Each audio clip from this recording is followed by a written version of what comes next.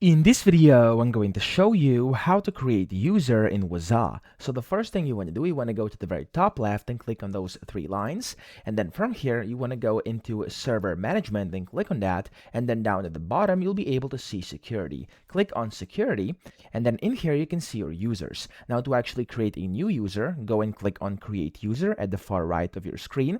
And then from here, you'll have to basically give it a username and then a password. So I'm going to just delete this over here. And I'm just going to name it test user. There we go. And then I'm going to give it a password. So we have to basically create one.